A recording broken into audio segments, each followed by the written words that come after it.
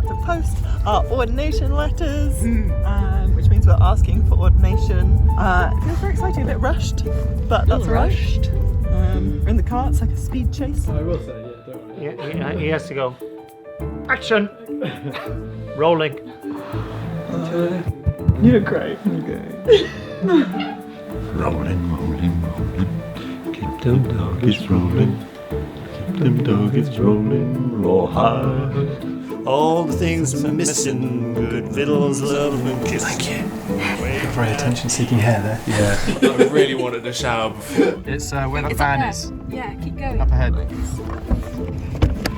Move 'em on. Head 'em up. Head 'em up. Move 'em on. Move 'em on. Head 'em up. Roll high.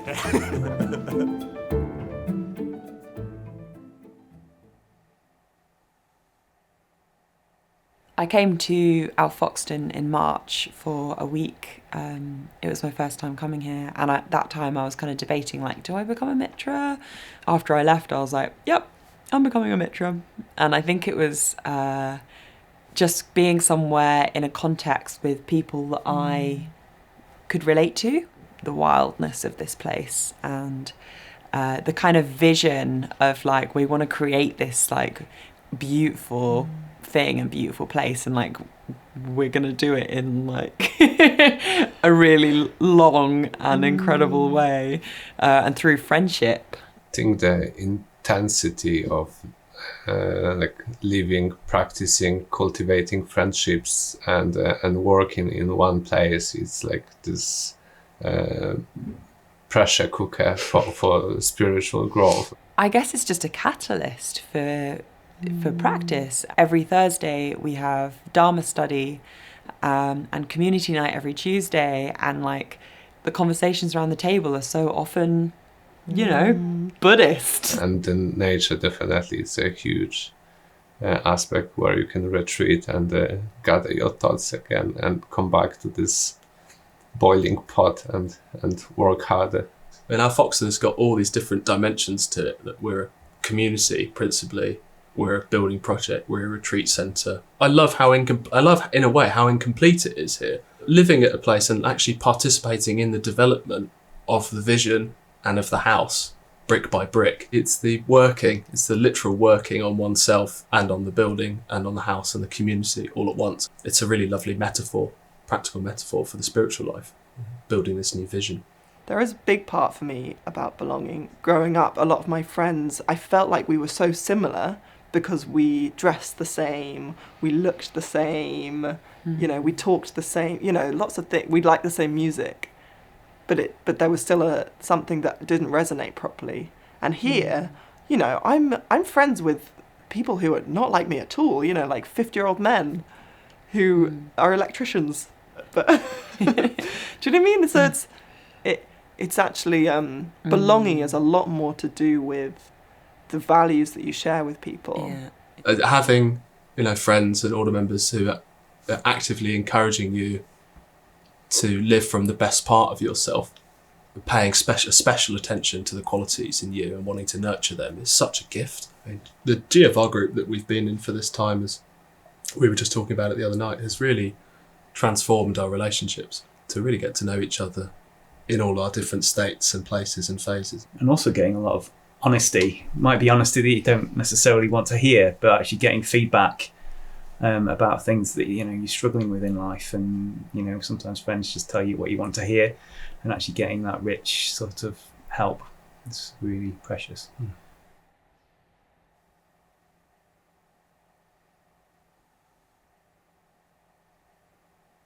I wrote the letter after I'd been on retreat with Hannah at Triratna. On this retreat at Triratna where it was all women, I was just suddenly like, oh my God, and it was quite wild, and it just, something really hit home and was like, oh, this is like, this is me, and I can relate to this, and I just realised like I can be whatever I want to be within this order. It was around the time of the New Year, and we decided to do our own puja for New Year. And just this huge emotional wave came over me. And I was sitting in meditation, and I was like, what's that on my face? It's like, oh, I'm crying. oh dear, I think I'm a Buddhist. It's like, oh no, this can only mean one thing. I want to devote my life to this. But it really caught me off guard. A real strong heart sense of this is what I want to do. Which is ironic because it was the 1st of January and I thought no one's going to take a letter seriously asking for anything on the 1st of January. So I wrote this letter and said, it's not a gym membership. I really mean this. I remember having the thought of like, if I feel this confident in this decision when I get married, I'm going to have a great marriage. If I can make all decisions as confident, as comfortable as this one, I'll be a happier human being, basically.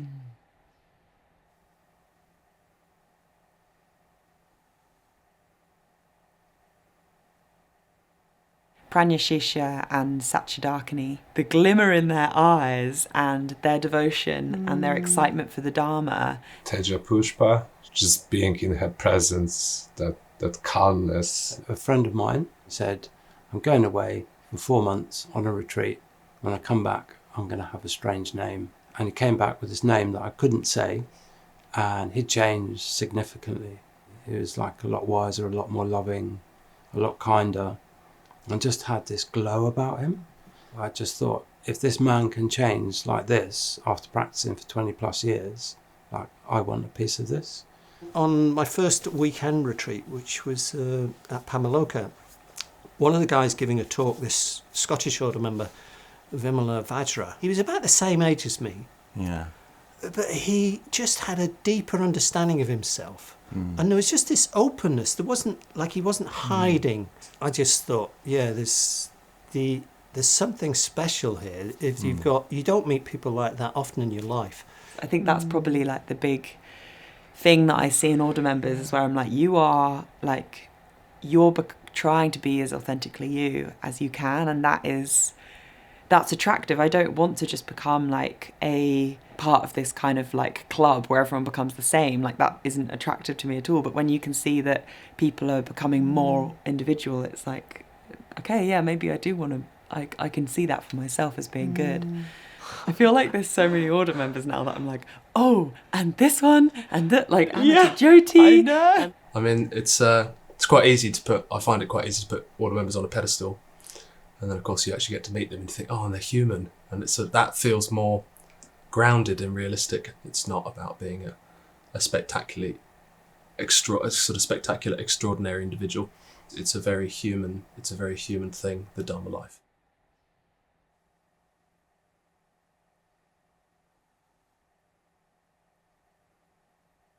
It's basically just like fear that my mum's going to have an absolute hissy fit if I get my name changed. I mean, we've spoken about it. She's just like, no, I can't just get a silly name. Don't get that silly name. But I think she's come to, as I've like matured and my practice has gone a lot deeper and it's become more evident that this is what I really care about, want to do with my life. She starts to understand the value, and the meaning behind it. It's just like strange for Western ears.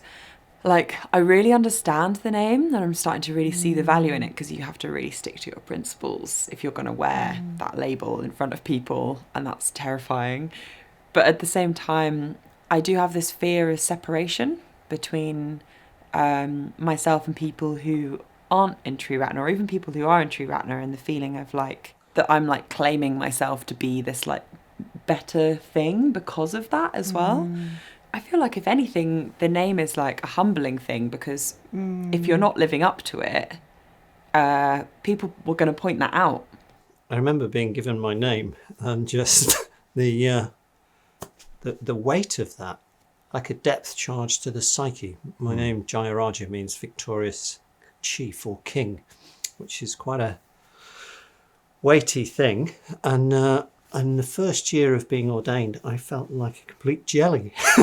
So it was kind of like it was bringing forth all the stuff that wasn't, associated with the qualities of, victory, which is to do with determination and focus, strength, and the kingliness, which would be to do with being equanimous, being fair-minded, being open and broad. And it felt like all the stuff that wasn't like Jayaraja was kind of the flotsam and jetsam was coming to the surface. So I was a bit all over the place the first year. The name is a practice that is not going to end. There's always going to be more depths and more delights and investigations as needed in that. Banner of Victory is a strong name. Jayaketa is a strong name. It kind of feels like it needs my attention. And I feel that if I do give it that some attention, there's going to be more nourishing in there, more love and more ease.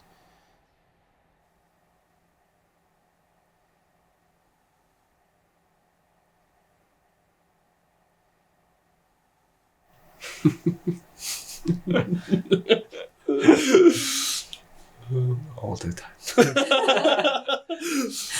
Am I good enough, or is this order the best order I can find? Strong word, but indoctrination. Worried that I'm making the wrong choice, basically. That this isn't what I should be doing, even though it feels so right now. And what I love about Buddhism is obviously I'm always checking myself. I'm always like, what's going on for me? Like, is this what I want to do, and why, and where does it feel in the body? And there's no one telling me like you have to do this. Like it's not a cult. Like there isn't someone who is keeping me here. I'm making that choice every day, and I'm allowed to question it, and I am questioning it, and people are encouraging me to question that choice.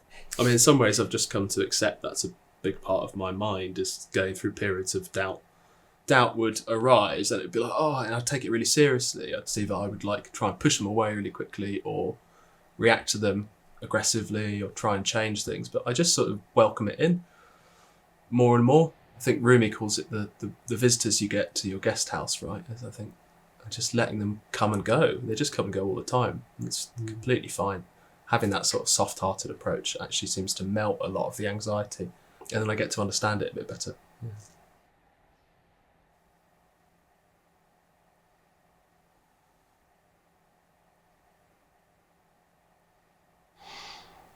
I can tell you a little about it. It's quite a secret affair. My normal day-to-day life, my normal day-to-day mind and heart, kind of slowly melt into this beautiful, beautiful valley. There was a impending sense of something and not knowing what it is, because I don't think anybody can truly say what that moment of ordination is. There was a few moments where I wanted to leave. Oh gosh, what am I doing? Here's a big precipice.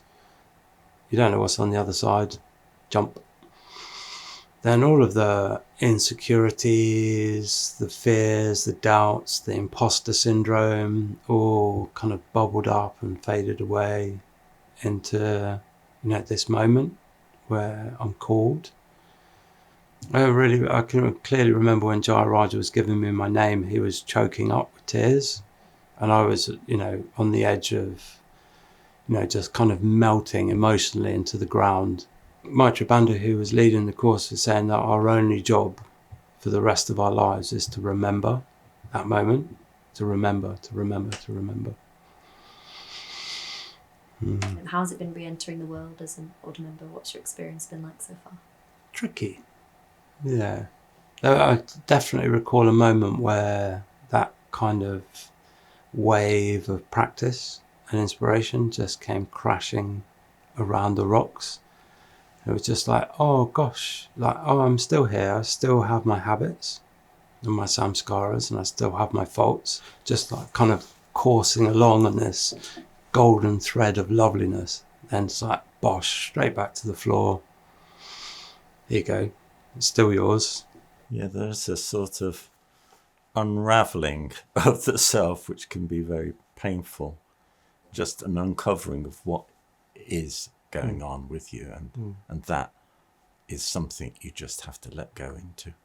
Just kind of having to dig deep and, get on with it. Just stay with those turbulent emotions, turbulent feelings, turbulent thoughts.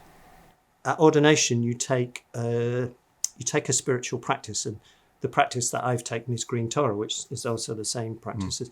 I remember, so I did. It says more. It says a lot about.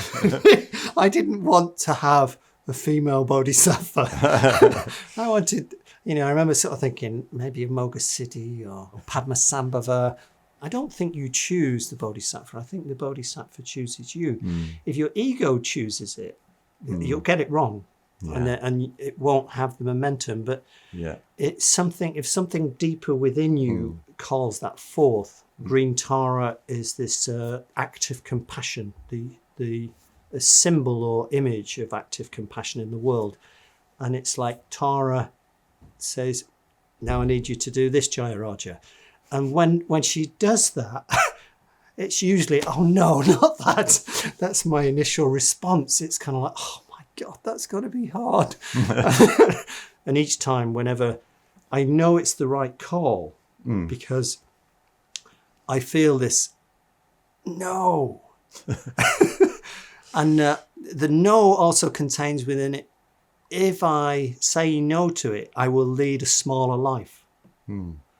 And if I say yes to it, it is going to really stretch me.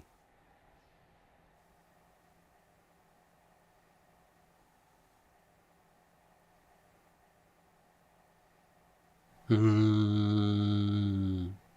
it. Think carefully. You're not signing up for a Kesa or a funny name or any kind of status. You're signing up for perpetual transformation. Don't be too goal orientated. It's not about the goal. Getting ordained is the start, not the goal. It's not the finish, and it will happen when it's ready to happen. But actually, it gets more demanding. Hopefully, it gets a lot harder because you have to go a lot deeper. You have to really work with the depths of your psyche. If you start thinking about doing it, just do it. Yeah. It's not necessarily about becoming ordained. It's about like going for refuge and doing the best you can with that and being on that journey. You're making a step towards becoming ordained, but you're not becoming ordained. I think I waited until I felt like I could be ordained, and that was maybe too long, and I wish I'd gotten onto that process sooner. Sometimes I worry my life is narrowing, and then I reflect that I've got more friends than I've ever had in my life before, and they're all of much richer and greater quality, and I've got more. There's this more like a sense of my potential, my more energy available. Be yourself. Keep going. Keep turning up. It's a lifetime's undertaking, so, just pace yourself. At some stage, when you're ready to be ordained, it will happen. And you really want to be ready, because then it really starts. Can I read the last line of my letter? Yes, please. So an ordination letter is very much about wanting to become ordained and wanting to pursue ordination in a way that's beneficial for yourself and others. And so my last line was, what a wondrous thing to do with this one wild and wonderful life. Yeah. Cut! Mic drop. Right, that's the end of the video, so it's well spent. Thank you. That's okay.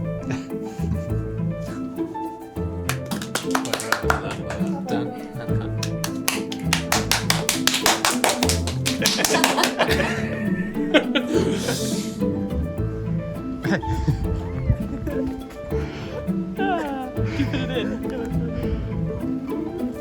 Bye, the water.